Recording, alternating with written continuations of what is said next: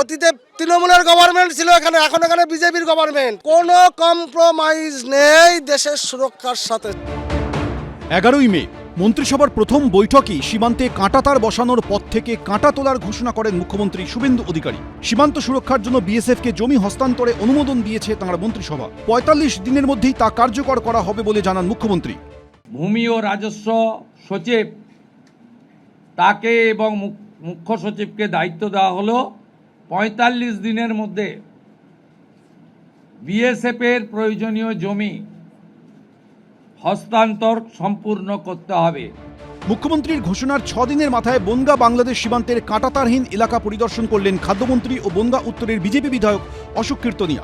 কথা বললেন বনগার সীমান্তবর্তী গ্রাম কালিয়ানির বাসিন্দাদের সঙ্গে।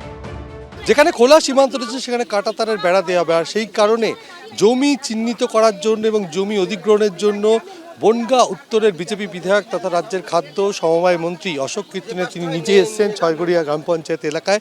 আমার উত্তর চব্বিশ পরগনা জেলার ডিএম ম্যাডাম যেটা বললেন, বসিরহাটের 3টে মৌজায় প্রবলেম ক্রিয়েট হচ্ছেন। কিছু লোক যেখানে ইন্টারন্যাশনাল লাইন আছে, যে লাইনের আছে সেই লাইনের বাইরে কিছু লোক পড়ে যাচ্ছে।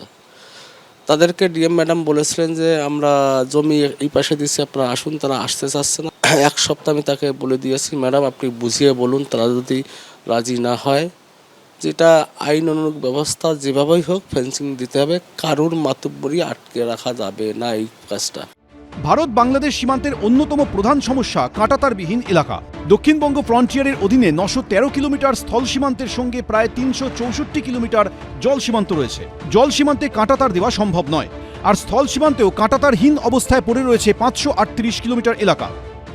আমাদের খুব লিমিটেড জায়গায় সীমান্তে ওই আমাদের ডিজেল আছে, সেই জায়গাটায় তারা আলোকিত করতে পারে। অ্যাপ্লিকেশন অফ দ্য লেজার, কারণটা হচ্ছে যে অনেক দূর থেকে যখন আসে একটা আমরা বুঝতে পারি যে সামবডি ইজ অ্যাপ্রোচিং আস, তো সেই জায়গাগুলোও কিন্তু আমাদের দেখে রাখতে হবে।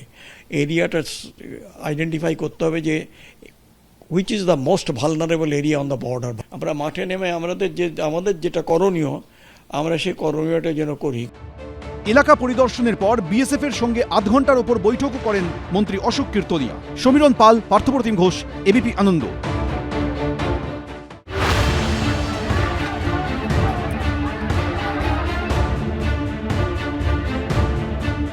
कोई सरकारी प्रॉपर्टी पर हाथ मत उठाओ, पुलिस इंजर्ड होगा तो छोड़ने वाला हम लोग नहीं है।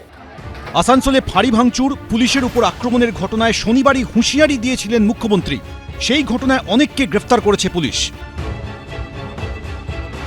গ্রেফতার করা হয়েছে মোহাম্মদ চাঁদ ওরফে রাহুল, মোহাম্মদ শাহাবুদ্দিন, মোহাম্মদ মহসিন নজির, মোহাম্মদ সালমান, মোহাম্মদ সাদ্দাম ওরফে কারু, মোহাম্মদ সুরজ, মোহাম্মদ জাভেদ আনসারি ওরফে ছোটু, মোহাম্মদ ইরফান, মোহাম্মদ নৌশাদ, মোহাম্মদ সলিম, আহমেদ রাজা ওরফে সাদ্দাম। ধর্মীয় স্থানে মাইকের আওয়াজ কম করতে বলায় শুক্রবার পশ্চিম বর্ধমানের আসানসোলে পুলিশের উপর চড়াও হয় একদল উন্মত্ত জনতা। বেলাগাম ভাঙচুর চালানো হয় পুলিশ ফাঁড়িতে। দুষ্কৃতীদের হাত থেকে রেহাই পাননি পুলিশ কর্মীরাও। এই ঘটনা সামনে আসার পরই চরম বার্তা দেন মুখ্যমন্ত্রী।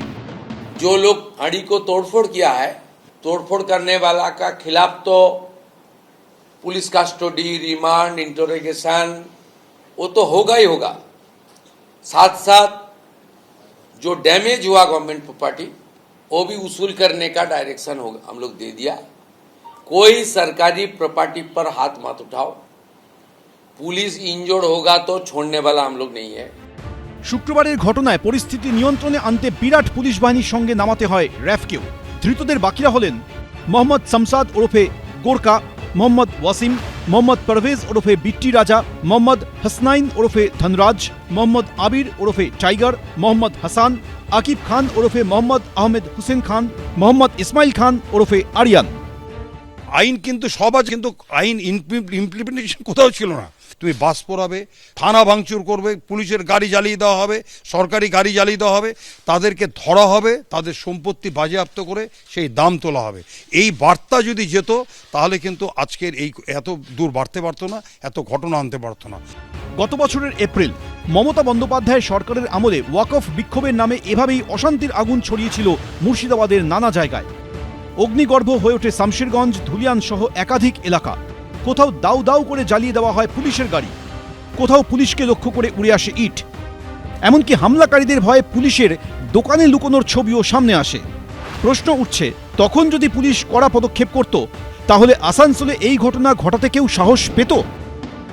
এর আগে যে ঘটনাগুলো হয়েছে, যে সেই ঘটনাতে কালিয়াচকের মতন কালিয়াচকের থানা পুড়িয়ে দেওয়া হলো, অন্যান্য জায়গায় দারুণভাবে বিশৃঙ্খলা সৃষ্টি করলো, ট্রেনে আগুন লাগিয়ে দেওয়া হলো। শামশেরগঞ্জের মতন ঘটনায় দীর্ঘ সময় ধরে রাস্তা অচল করে রাখা হয়েছে এবং প্রচণ্ড পরিমাণে পুলিশের গাড়ি ভাঙচুর করা হয়েছে, স্টেট ট্রান্সপোর্টের গাড়ি ভাঙচুর করা হয়েছে, জনগণের কোনো অস্তিত্ব নেই, মারধর করা হচ্ছে, পুলিশ কর্মী ইনজিওর্ড করা হয়েছে। এই আটকাতে গেলে দরকার ছিল আইনের শাসন। সেই আইনের শাসন এই বর্তমান সরকার এসে প্রতিষ্ঠিত করেছে। আসানসোলের ঘটনায় ধৃতদের মধ্যে বাকিরা হলেন মোহাম্মদ ইরশাদ ওরফে কালমা, মোহাম্মদ আসলাম, শাহনাজ হোসেন, মোহাম্মদ জাভিদ শাহ, মোহাম্মদ সোনু এবং মোহাম্মদ সরফরাজ। ধৃতরা সকলেই আসানসোলের বাসিন্দা বলে জানিয়েছে পুলিশ। কৌশিক গাতাইত, পার্থপ্রতিম ঘোষ, এবিপি আনন্দ। এবিপি আনন্দ, এগিয়ে থাকে, এগিয়ে রাখে।